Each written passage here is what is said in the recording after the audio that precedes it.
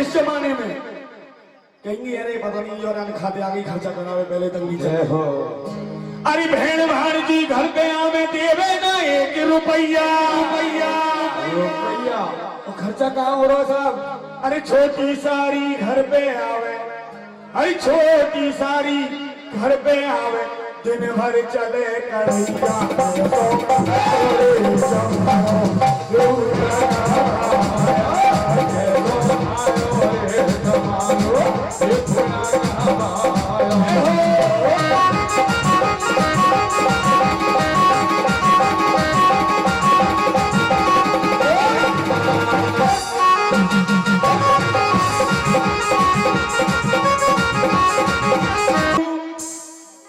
भाई ना सब सारू बना लियो भैया, और अपनी मारो दिन कूतर से, अरे अपनी मारो दिन कूतर से सास बनाए लई भैया जैसो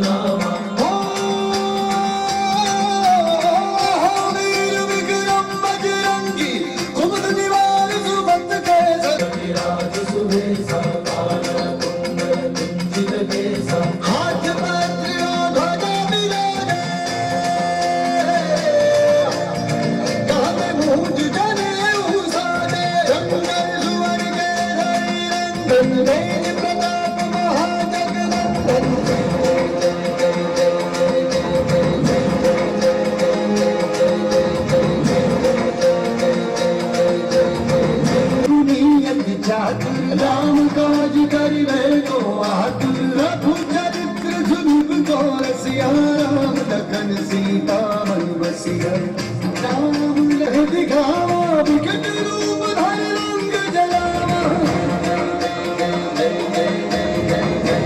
रूप धर असुर सुहाए, दास जीवन लखन जियाए, श्री रघुवीर हर शूर लाए।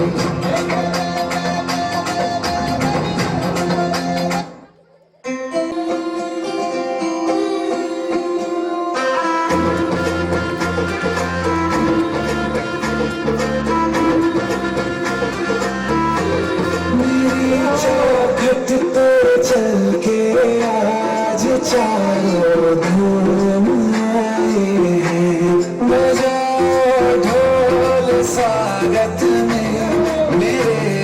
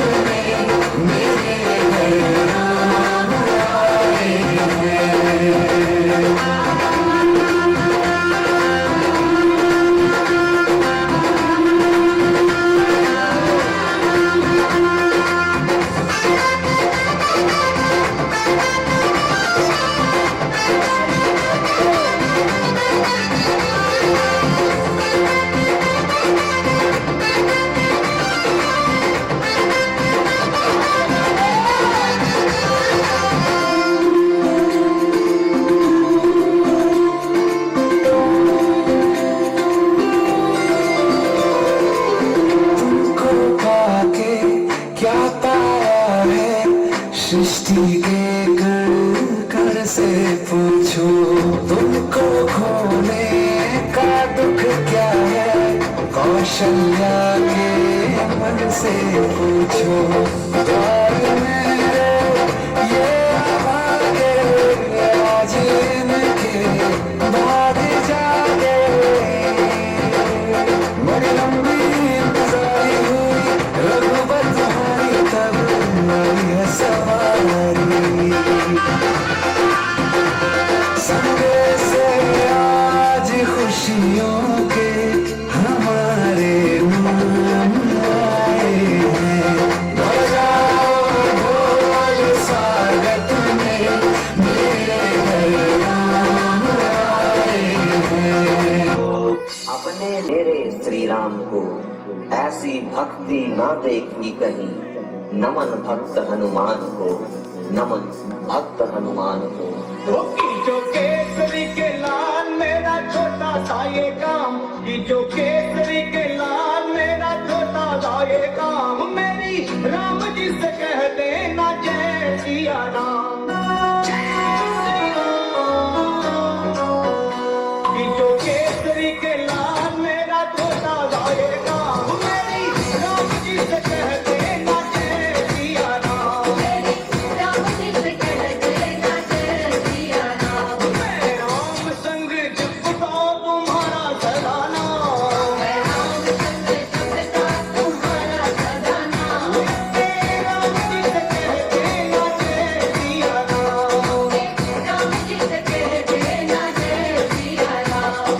केसरी के लाल मेरा छोटा सा ये काम, केसरी के लाल मेरा छोटा सा ये काम, मेरी राम जी से कह देना जय सिया राम। मेरे राम जी से कह देना जय सिया राम।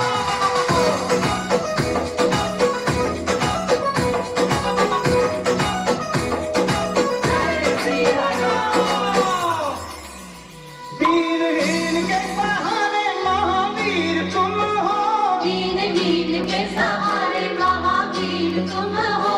अपने भक्तों की जगाते तकदीर, अपने भक्तों की जगाते तकदीर तुम हो। दुखिया का हाथ तुम लेते हो थाम, दुखिया का हाथ तुम लेते हो थाम। राम जी से कह देना जय सिया राम। मेरी राम जी से कह देना जय सिया राम। मैं राम संग जपता तुम्हारा सदा नाम, मैं राम संग जपता तुम्हारा सदा नाम। राम जी से कह देना जय सिया राम। अपने राम जी से कह देना जय सिया राम।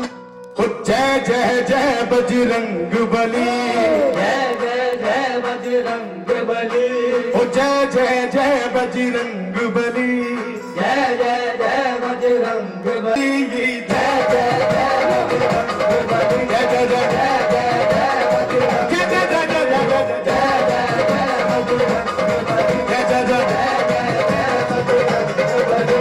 अरे जो भी दिल से पुकारे तुझको, जो भी दिल से पुकारे तुझको, जो भी दिल से पुकारे तुझको, जो भी दिल से पुकारे तुझको, उसकी विपदा पल में टली।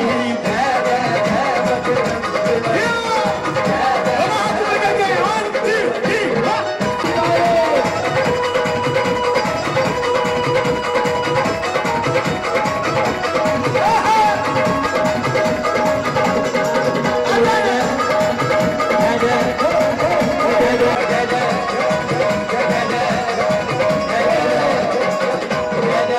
देखो दीदी को क्या उठा के लाए, पर्वत हैं? सांस गा के तालियां लाके। लक्ष्मण के थे प्राण बचाए, लक्ष्मण के थे प्राण बचाए, अरे पर्वत हथेली पर ले आए, पर्वत हथेली पर ले आए। लक्ष्मण के थे प्राण बचाए, लक्ष्मण के थे प्राण बचाए। संजीवनी बूटी दी लक्ष्मण को, संजीवनी बूटी दी लक्ष्मण को, संजीवनी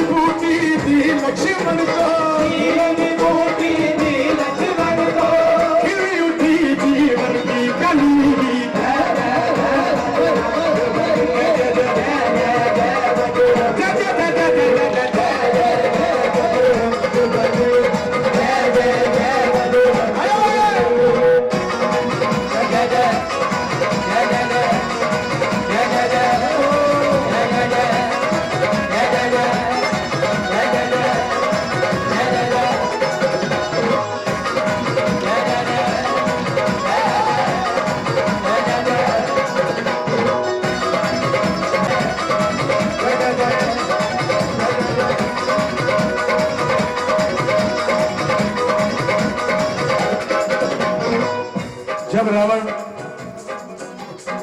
सीता मां को हर के ले गए थे। श्री रामचंद्र जी ने संदेशा भिजवाया था किसके हाथों? हनुमान जी के हाथों। हनुमान जी संदेशा लेके सीता मां के पास पहुंचे। सीता मां देख के घबरा गई, बोली कौन है तू? हनुमान जी कहते मैं रामदूत हूं। सीता मां कहती ना तू रामदूत नहीं हो सकता, अगर तू रामदूत होता तो श्री रामचंद्र जी ने मेरे लिए कोई ना कोई निशानी भेजी होती। हनुमान जी कहते हाँ, ये देखिए निशानी भेजी है, ये अंगूठी भेजी है। बात इतिहास की है?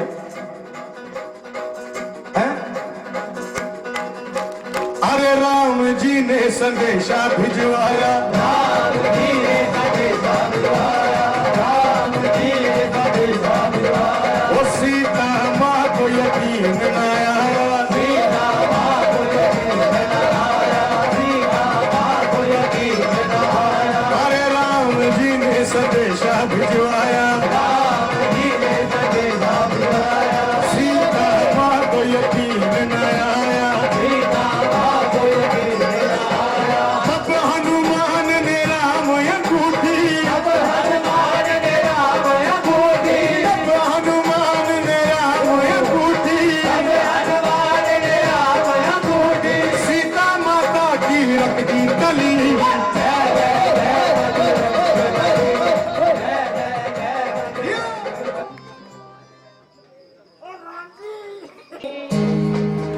और सन्मुख रहते गणेश, पांच देव रक्षा करे तो ब्रह्मा विष्णु महेश।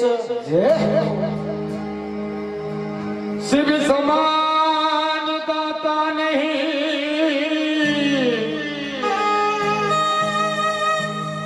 ये विपत निवारण हार।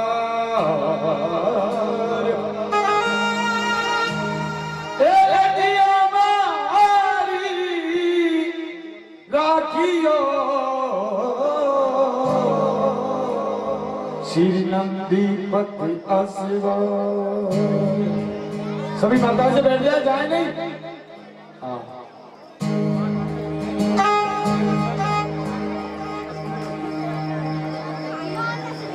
जैसे घर को आता है तो अपने घर वाले सभी कहते कि मेरे को बोलाना, मेरे को बोलाना। और क्या कह रहा है? अरे पत्नी ने पूछा प्रीतम कुछ लाए नहीं। मां ने पूछा, मां ने पूछा, मां ने पूछा बेटा कुछ खाया कि नहीं। अरे मां ने पूछा बेटा कुछ खाया कि नहीं। खड़े हो गया भवन में नचले आधुरिया, ये कैला भैया को दरबार। भवन में नचले आधुरिया,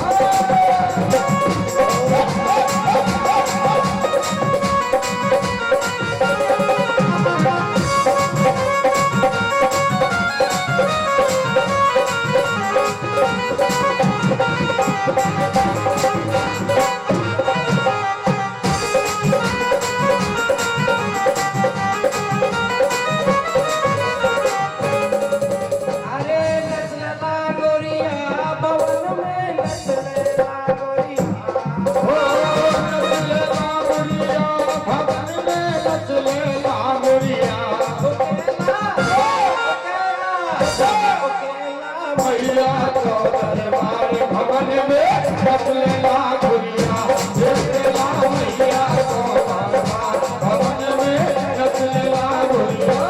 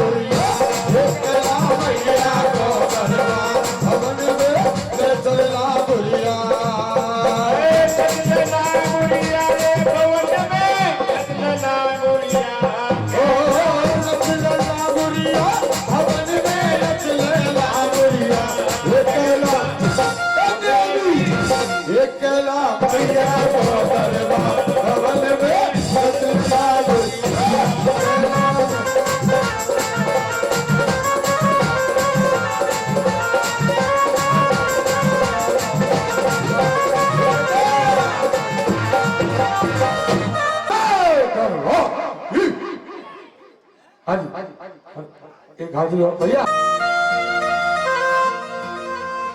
अरे मैया कितनी दूर ईमानदार के पास में कहीं बेईमान से दूर। और क्या कहा है? आइए एक छोटी सी हाजिरी मां भगवती के दरबार में। सुन भैया ट्रैक लगा बेटी में माता जी का भजन। अरे थाने हेला पे हेला दे उमारी मां और सभी लोग ताली बजाएंगे मीठी मीठी। अरे थाने हेला पे हेला होते उमारी मां और सभी लोग ताली।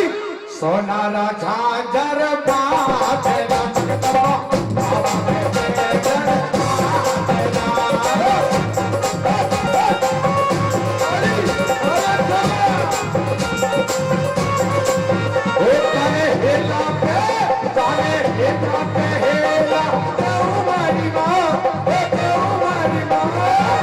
सोनारा झांझर बाजेला जगदम्बा बाबा में बेजर बाजेला।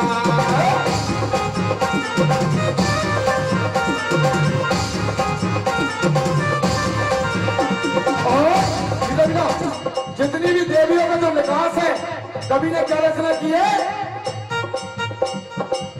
हिंगलासन से उतारी जगदम्बा मेरी माँ, मेरी माँ प्यारो से जो दरबा प्यारी जगदम्बा प्यारो से जो दरबा प्यारी डालो सारे हिरदा में बसा लो सारे सीमा में बसा लो अलगा में बंद करे आंखों में अलगा में बंद करे आंखों में।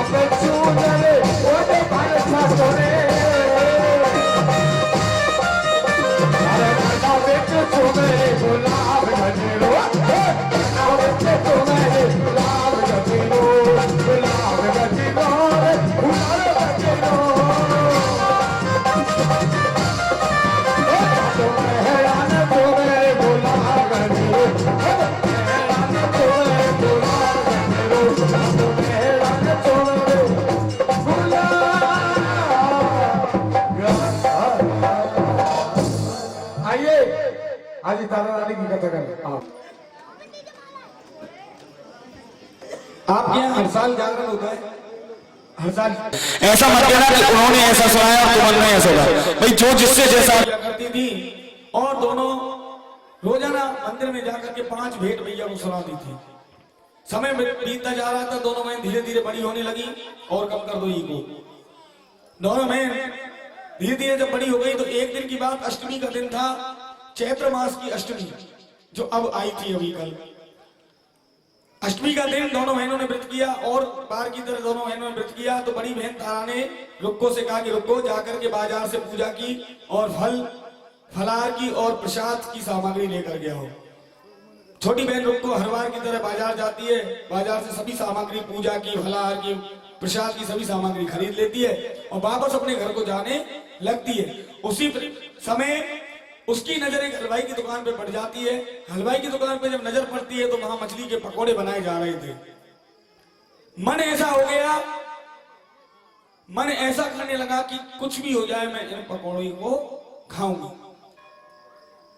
छोटी सी बात बताता हूं, तुलसीदास जी ने कहा है, जाको प्रभु दारुण दुख दे ही और ताकि पति पहले हर ली। अगर ठाकुर जी को दुख देना है, ये सुख और दुख, हानि लाभ, जीवन मरण, जस अबजस, ये सब ठाकुर जी के हाथ है, हमारा तुम्हारा कुछ नहीं है। ना तुम करते हो ना करा सकते हो, ये सब ठाकुर जी का करना, माता रानी का करना है। जाको प्रभु दारुण दुख दे ही ताकि मति पहले हर ले। मन हो गया, जाकर के हलवाई की दुकान पर पहुंची और उन्होंने वहीं पकोड़े खरीदे और वहीं बैठ करके उनको ग्रहण कर लिया करके और अपने घर को पहुंच जाती है। घर जाकर के हर रोज की तरह दोनों बहनों ने व्रत खोला, माता रानी की पूजा की, आरती की, प्रसाद लगाया, भोग लगा करके उन दोनों ने प्रसाद ग्रहण किया। लेकिन अपनी जो बात थी रुक्को ने अपनी बहन बड़ी बहन को नहीं बताई। समय बीतता गया और दोनों बहन इस लोक को छोड़ करके, मृत्यु लोक को छोड़ करके परम धाम को प्राप्त हुई। लेकिन एक छोटा सा पाप जो रुक्को ने किया, उसकी सजा उसको अगले जन्म में मिली। अगले जन्म में उसको छिपकली का रूप धारण करके धरती पर आना पड़ा। धरती पर आने लगा, जब छिपकली रूप में धारण करके आई तो पिछले जन्म की सारी बातें याद थी। मन में विचार किया कि एक छोटा सा पाप मैंने किया, उसकी सजा मुझे ये मिली है, लेकिन माँ तुमने मुझे रूप, मेरा शरीर इस प्रकार दिया है कि इसमें तो पूरे जीवन ही पाप करना है, कि कीड़े मकोड़ों का भोजन ग्रहण करना है तो पाप रोजाना होगा। मन में संकल्प किया कि मैं इस भोजन को ग्रहण नहीं करूंगी, अपने चाहे प्राण त्याग दूंगी। पास में एक संतों का आश्रम था, जाकर के उस संतों के आश्रम में रहने लगी, घूमने लगी। संत जब भोजन करके थोड़ा सा झूठन छोड़ देते, उसी प्रसाद को ग्रहण करके अपना जीवन चलाने लग गए।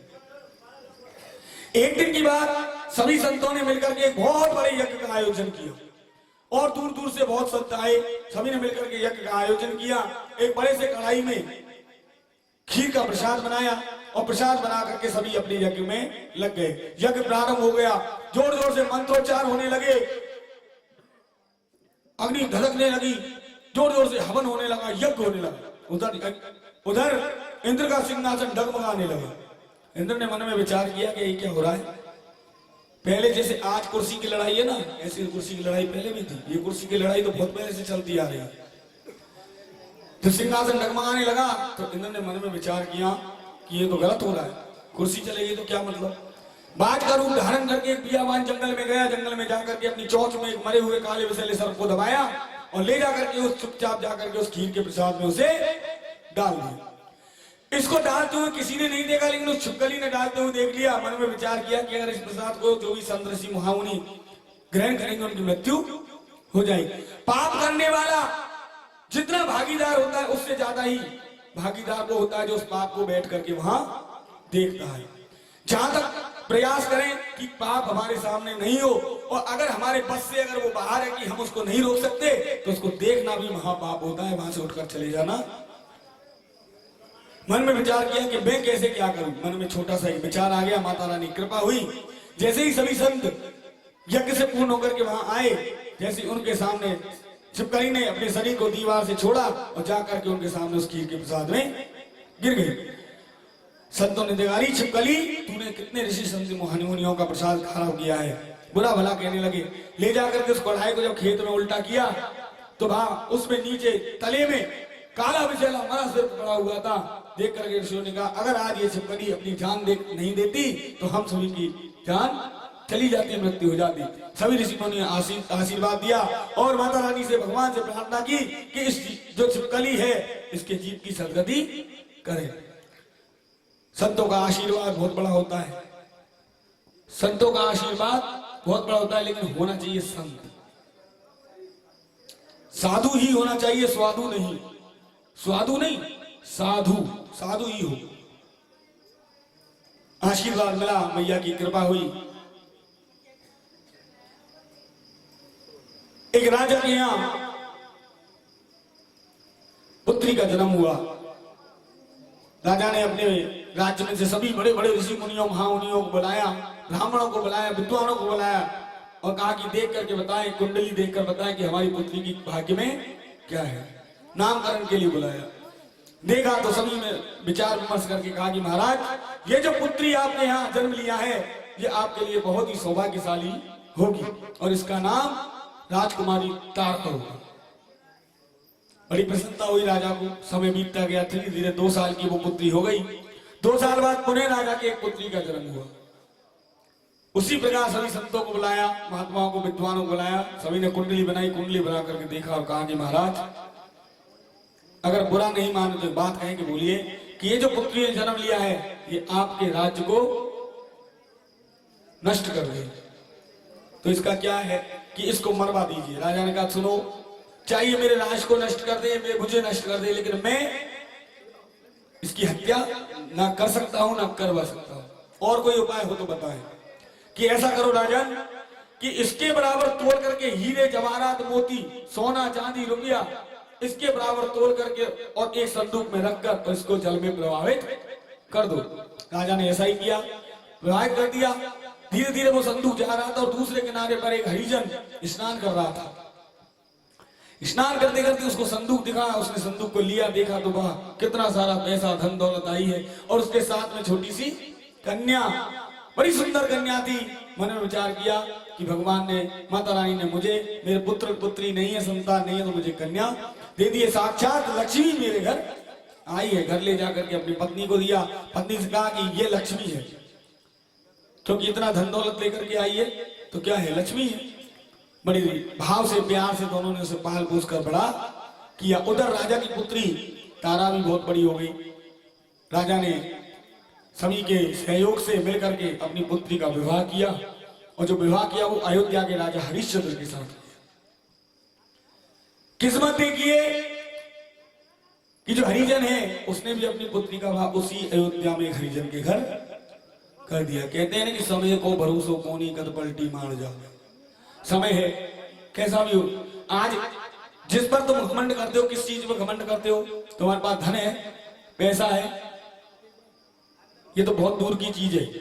किस पे घमंड करते हो? इस शरीर पर, इस ताकत पर, इस बल पर।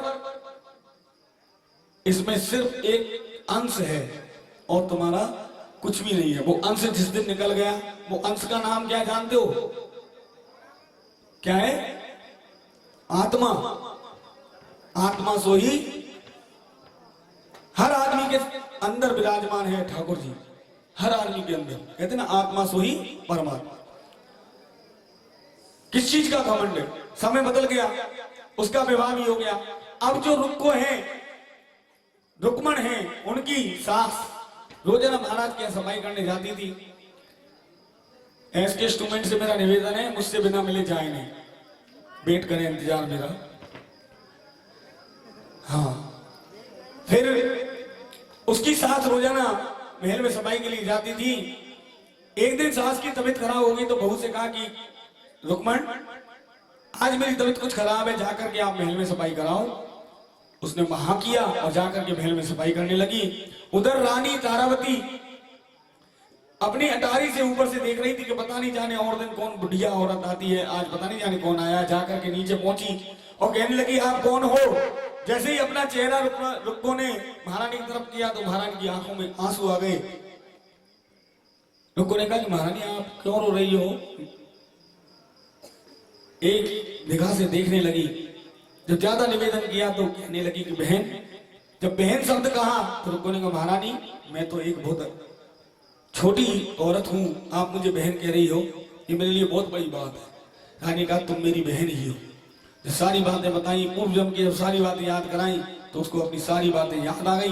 याद आने पर उन्होंने कहा कि बहन एक बात कहूँ कि कहो कि मैंने एक पाप किया था, घोर पाप, उसका मैं पश्चाताप करना चाहती हूँ। क्या पाप किया?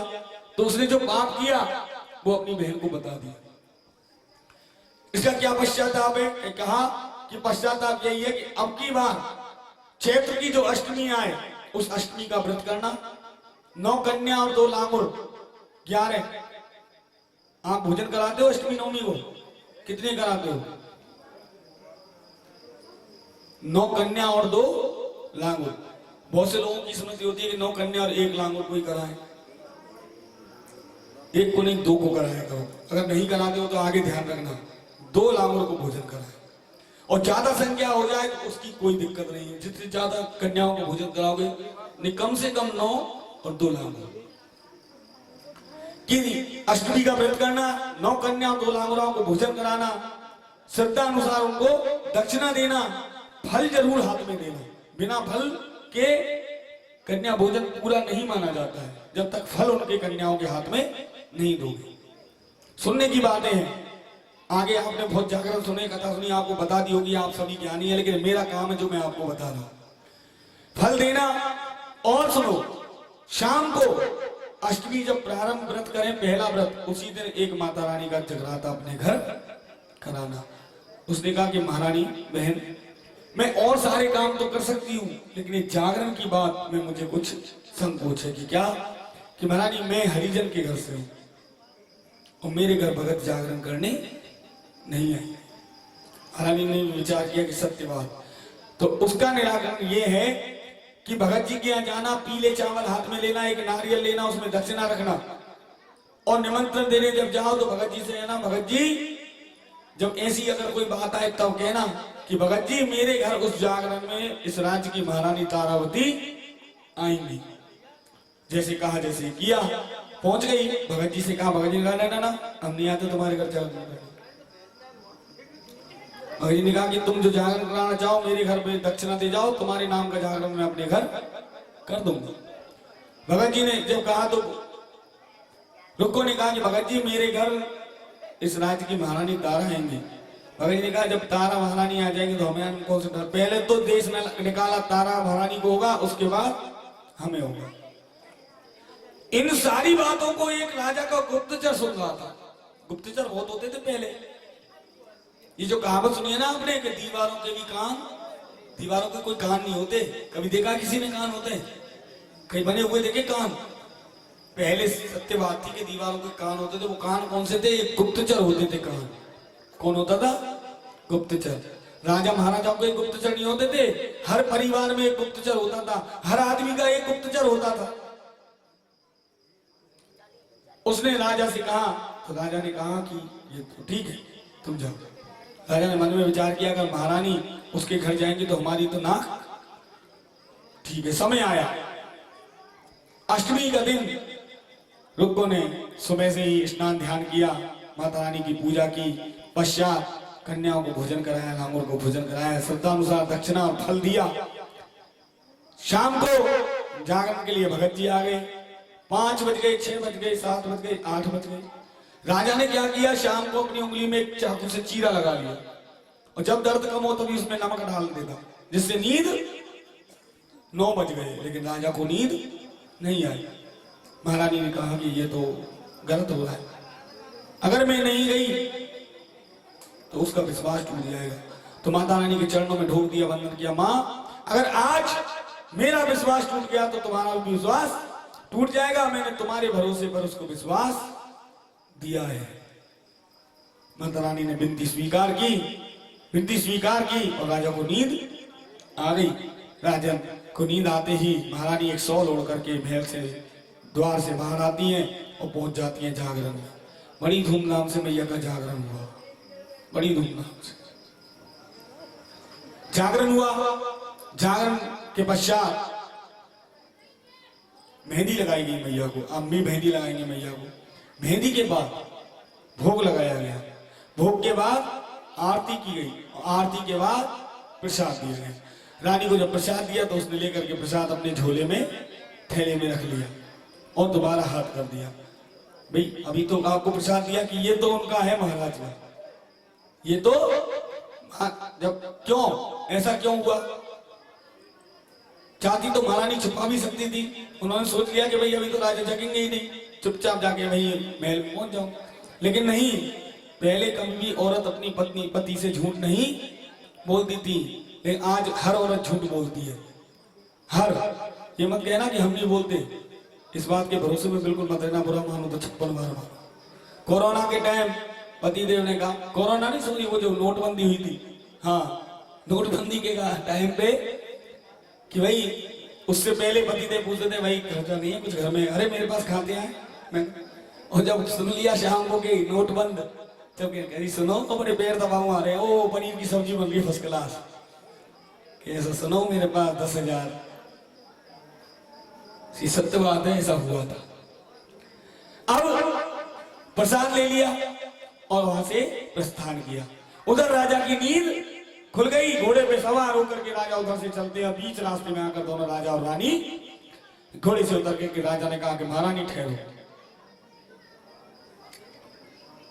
ये महाराज को प्रणाम किया, गर्दन नीचे नहीं की, गर्दन झुकाई नहीं। गर्दन कौन झुकाता है? जो शर्मिंदा होता है। शर्मिंदा है नहीं, रानी ने कोई गलत काम नहीं किया। राजा ने कहा तुम, रानी एक बात कहूं बुरा नहीं मानो तो बोलिए, कि तुम बहुत बेशरम हो। कि महाराज आपने शब्द गलत कहा है, मैं बेशरम नहीं, मुझमें बहुत शर्म है। शर्म होती तो आप अपनी जो अपनी गलती की है उसके लिए आप अपनी नजरें नीचे, कि महाराज मैंने कोई गलती नहीं की।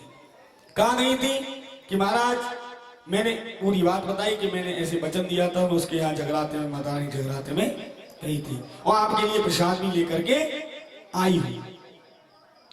महारानी ने कहा देखो महारानी मेरी बात सुनो, आप चाहे जगराते में गई, मैं आपसे नहीं कहता कि आपने कोई गलत काम किया है, लेकिन एक काम जरूर आपने गलत किया। क्या? कि जब तक लड़की की कन्या की शादी नहीं हो तब तक बिना पिता की आज्ञा के घर से बाहर नहीं जाना चाहिए, और विवाह होने के पश्चात अपने बिना पति की आज्ञा के अपने पीहर भी नहीं जाना चाहिए। रानी ने कहा महाराज मैं अपनी गलती स्वीकार करती हूँ, ये गलती मुझसे हुई है, उसके लिए आप जो दंड मुझे दोगे वो मुझे स्वीकार। राजा ने उसी से कहा कि मैं आपको देश निकाला देता हूं। बातें उनमें दोनों में हो रही थी। इसी समय बीच में एक राजा का सिपाही आया, घोड़े से उतर कर महाराज के सामने गर्दन झुका के खड़ा हो गया, हाथ जोड़कर कहने लगा महाराज बहुत दुख का समाचार है। कि क्या हुआ? कि महाराज इस राज्य के राजकुमार रोहित, उनको एक काले विषैले सर्प ने डस लिया है और उनकी मृत्यु हो गई। राजा को बड़ी गिलानी हुई, आंखों में आंसू आ गए, लेकिन रानी जैसी थी तैसी रही, कोई शोक नहीं, कोई मन में, कोई चेहरे पर कोई भी सुकन भी नहीं थी। राजा ने कहा महारानी तुम इतनी कठोर कैसे हो सकती हो? कहते कि माता को माता नहीं हो सकती, तुम इतनी कठोर कैसे हो गई? तुम्हारे मन में एक बार भी ऐसा नहीं आया कि अगर कोई माँ होती, अगर माँ किसी के साथ ऐसा हो जाए तो माँ सारी बातों को छोड़ करके और भागती हुई अपने पुत्र को देखती।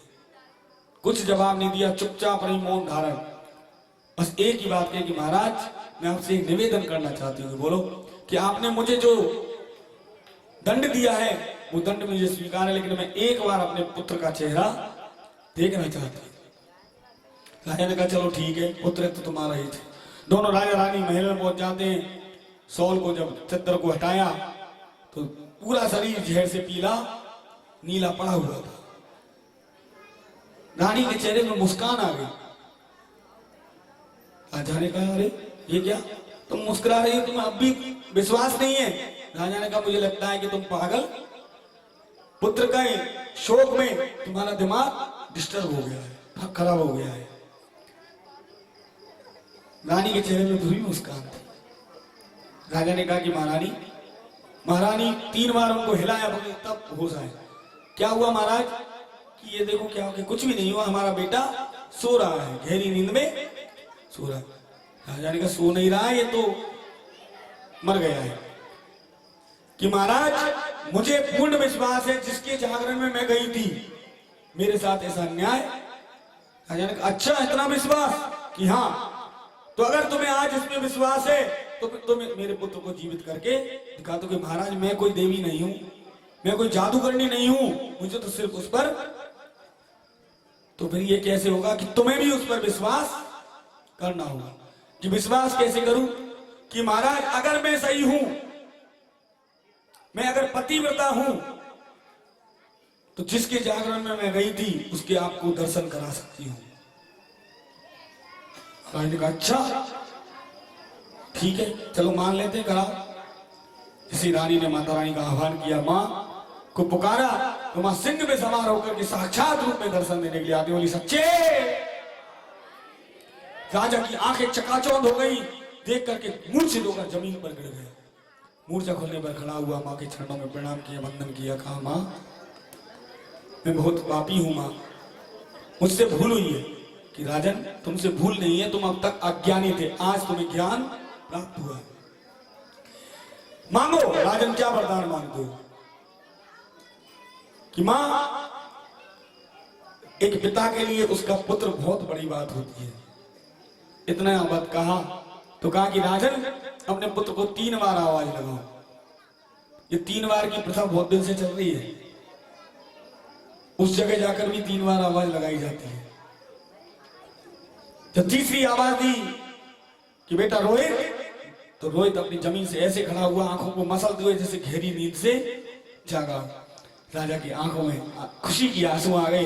रानी से प्रार्थना की, कहने लगे राजन कि मां मैं आज बहुत प्रसन्न हूं, मां आप जो कहोगी मैं करने को तैयार हूं।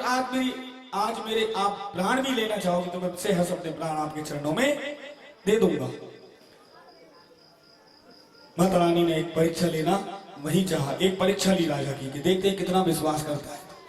कि राजन दे दोगे? मांगू जो कि हाँ महाराज दे दूंगा। कि ऐसा करो राजन, तलवार से अपने पुत्र के 3 टुकड़े कर दो। राजा ने एक पल भी नहीं सोचा, तलवार निकाली और अपने पुत्र के 3 टुकड़े कर दिए। मां प्रसन्न हो गई। मां ने कहा राजा आज मैं तुझसे अति प्रसन्न हूं, मैं मान गई कि तुम्हें मुझ पर पूर्ण विश्वास है। प्रसन्न हो गई तो कहा कि वरदान मांगो। कि मां मुझे कुछ नहीं चाहिए, मुझे सब कुछ मिल गया। जब हाँ आपके दर्शन हो गए मुझे सब कुछ मिल। कि नहीं आप वरदान मांगो। कि अगर मां देना ही चाहती हो तो मैं 2 वरदान आपसे मांगना चाहता हूं। कौन कौन से? पहला वरदान कि मेरा पुत्र जैसा था ऐसा ही जीवित हो जाए। पुत्र वो जीवित हो गया। दूसरा मांगोगे, दूसरा वरदान ये मां कि जैसी परीक्षा आज तुमने मेरी ली है ऐसी कलयुग में किसी भक्त की ना लेना मां, वरना वो भक्त इस काम को कभी नहीं कर पाएगा। कोई दावे से कहता है स्टाम्प भी लिख देना कि मैं मां पे विश्वास करता हूं, तो कभी नहीं मान सकते। अगर साक्षात रूप में मैया प्रकट होकर संगे विश्वास आ जाए ना तो हम तुम में से एक भी इस प्रांगण में नहीं मिलेगा ढूंढे से, गारंटी है इस बात की। मिल जाएगा? कौन कौन मिल जाएगा बताओ? कौन यहीं रुक जाएगा मैया के? अगर मैया प्रकट हो जाए इस मूर्ति में से साक्षात दर्शन दे, रुक सकता है कोई? नहीं रुक सकते। अगर क्यों? क्योंकि अगर घर में कोई आदमी मर जाए, बहुत जगह हुआ है, तैयारी हो गई ले जाना की, बिल्कुल सारा सामान आ गया और एक समझो खड़ा हो जाए तो पूरा घर खाली है तो भूत जिंदा हो गया। थोड़ी देर पहले तो पिताजी से फिर भूत बन गया हुआ, भाग दौड़ मच जाती है साहब। कहा कि मां ऐसी परीक्षा कलयुग में किसी भक्त की ना लेना। मां ने दोनों राजा रानी और उनके पुत्र को आशीर्वाद दिया और आशीर्वाद करके अंतर ध्यान हो गई। उसी दिन से कहा जाता है कि जो जागरण कराते हैं, जागरण में तारा रानी की कथा का होना आवश्यक है, पहली बात। दूसरी बात, आपसे एक निवेदन, मैंने पहली बार ये कथा की है, कथा तो मैं हर जागरण में करता हूं, लेकिन मंदिर प्रांगण में ये कथा पहली बार की है। वैसे ऐसा कहा जाता है, मैंने कुछ और सामूहिक जो जागरण होते हैं रोड पर, सामूहिक जो कराते हैं ना रोड पर, उसमें तारा रानी की कथा नहीं की जाती है। तारा रानी की कथा वहां होती है जो एक पर्सनल आदमी उसको कराए और वो भी अपने आंगन में कराए, वहां तारा रानी की कथा का महत्व बताया गया है। मैं आपकी बात को यह नहीं कहूंगा कि आप गलत कर रहे हो सकता है आप भी सही हो, मैंने सिर्फ सुना है विद्वानों से, वो मैं आपको बता रहा हूं। हो सकता है मैं भी गलत हूं, ये नहीं कहूंगा, लेकिन जो मैंने सुना है। लेकिन मैंने पहली बार 26 सालों से मैं जागरण कर रहा हूं, लेकिन पहली बार मंदिर में माता रानी के चरणों में बैठ के कथा की है। तो सभी से निवेदन कि कोई भी जागरण का अपने घर में ताराने की कथा जब तक नहीं हो तब तक जागरण पूर्ण नहीं माना जाता है। अब पुष्प और जो मुद्रा हम हाथ में लेते उसका थोड़ा सा 1 मिनट का सुनो। इस कथा के माध्यम से इस समय मंगला के समय आप जो मांग करके उस पुष्प को मां के चरणों में अर्पण करोगे, मुझे तो विश्वास है कि वो काम जरूर पूरा। ये अरदास होती है माता रानी की, ये अरदास होती है। और सबसे बड़ी अरदास यही होती है कि सुबह के समय मैया को पुष्प और मुद्रा अर्पण करके चरणों में उस बात को हम मां से मन से कहें। बोलिए सच्चे दरबार की। आइए, जिनके हाथों में पुष्प है आप पुष्पों को एक थाली में ले आए, जाकर के उनसे पैरों में नहीं गिराएं, उनको मैया के चरणों में अर्पण कर दे। एक व्यक्ति कोई भी चला जाए, सबको ले आओ। आइए मैया जी के गोरे गोरे हाथ,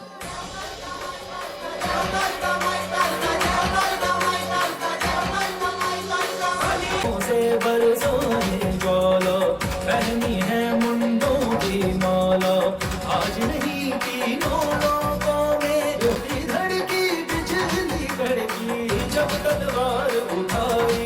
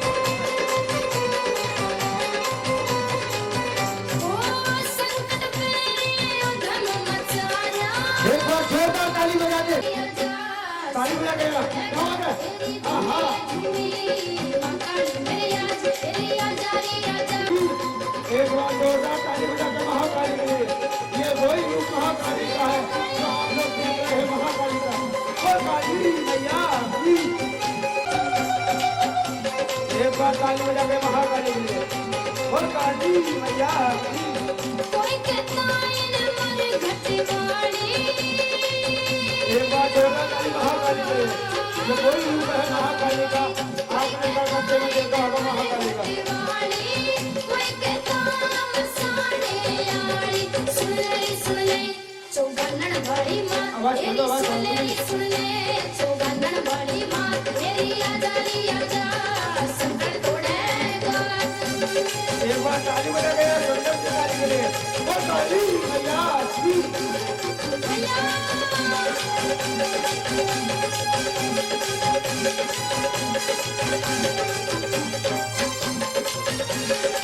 क्या बात है?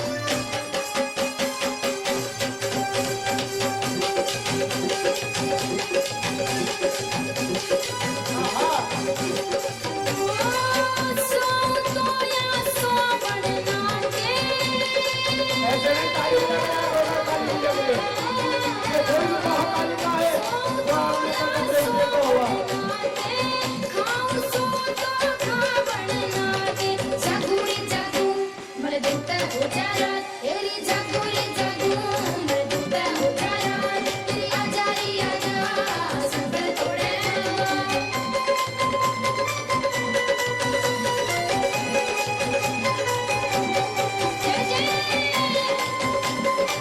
ताली बजा के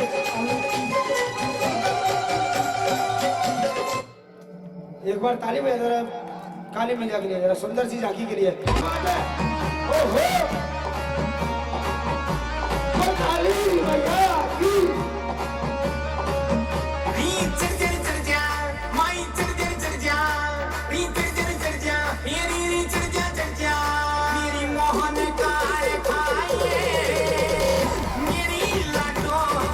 ताली बजा के जरा वो ताली मैया की आजा आजा ओहो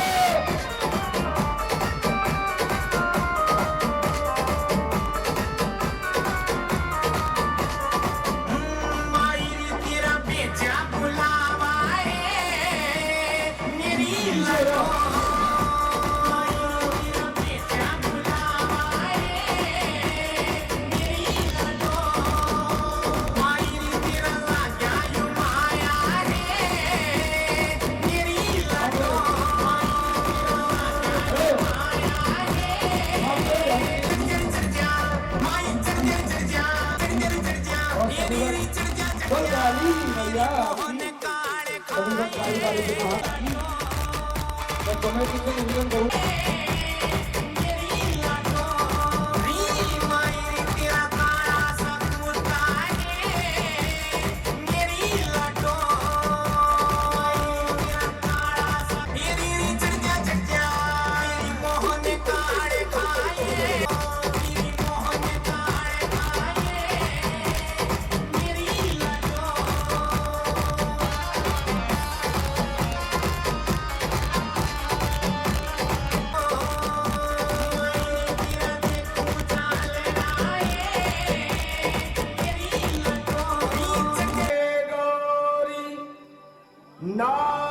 नारायणी नमो